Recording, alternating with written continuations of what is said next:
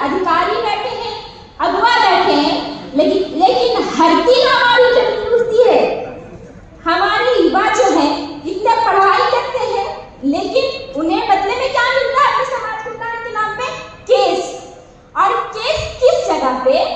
2007 में भारत सरकार ने इस क्षेत्र को 5वीं और 6वीं अनुसूची एरिया में रखा है, जहां पे सरकारी अधिकारी कानूनों का पूरी तरीके से जो है वो इलीगल हो जाता है। और यहाँ इलीगल इनको बताया जाता है जो अपनी पहचान, अपनी जमीन को बातों के लिए जायज संवैधानिक रूप से रख रहे हैं, उनको बताया जाता है कि आप इलीगल हो।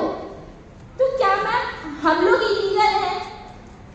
या फिर ये जो कानून व्यवस्था है वो कब लागू होगा? क्योंकि अभी हाल ही के दिनों में हम लोगों ने देखा, जब अगुआ ने अपना जब कोई स्कूल खोलने के लिए, बिजनेस करने के लिए, तो उन्हें कई प्रकार की बिचौलिया बीच में आती है। वो बिचौलिया कौन होते हैं? बाहर के लोग जो हमारे समुदाय के ना तो रूढ़ी प्रथा को जानते हैं, न किसी प्रकार की संस्कृति को जानते हैं, और हमसे बहुत सारा रुपया वसूला जाता है।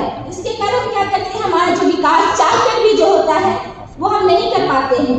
और ज्यादा अगर कुछ उनको कर भी दिए तो बदले में हम लोग बंदूक की नोक पर के कहीं पे मार दिया जाता है, या फिर हमेशा जेल, मुर्गी चोर कुछ भी करके जेल में डाल दिया जाता है। अगर सबसे ज्यादा केस की संख्या की बात करें तो वो सबसे ज्यादा मुद्दा झारखंड में है जमीन की, और जो केस में जेल में जो बंद है वो है हमारे आदिवासी भाई बहन लोग। और यही चीज अगर जब हमारे आदिवासियों के लिए आती है कुछ भी चीजें, तो हमसे चर्चा नहीं होती, वो सीधा कागज पे निपट लिया जाता है। और विकास के नाम पे हमें क्या मिलता है कि आपके बच्चे जाए सरकारी स्कूल में क्या विटामिन्स, मल्टीविटामिन्स के नाम पे मिलता है केवल खिचड़ी। इस तरीके से यहाँ पे चीजें होती हैं। और मैं हाल ही के दिनों में देखी कि किस प्रकार से सरकार ने, हाईकोर्ट ने ये बात अपना रखा है कि गैर मौजूदा जो जमीन होती है उसको भी अब गैर आदिवासी खरीद सकते हैं। तो अगर इस तरीके के हर बार अगर हमारी पहचान जमीन को जब हम अपने हस्तगत नहीं कर सकते हैं, तो अगर इस तरीके से किया जाएगा तो ये फिर झारखंड को जो उद्देश्य रह गया था, तो फिर इस झारखंड को अलग होने का मतलब ही क्या रह जाएगा मैम?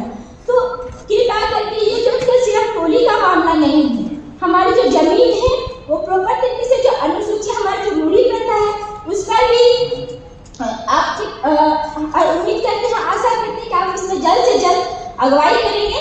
और जितने भी हमारे पे एलिगेशन लगाए गए हैं प्रशासन को, और उनकी जो अपनी होड़ पे लगे हैं कि हम ऐसे विकास करते हैं, वैसे ताना सरकार प्रशासन को, उन्हें आप बताएं कि इस तरीके से कार्य नहीं होता है। और जितनी हो सके हमारे यूथ को और इनके लिए और अलग योजनाओं के साथ साथ डायरेक्ट कनेक्टिविटी करके इनका उत्थान करने का काम कीजिए। और यही सब करके आपको धन्यवाद।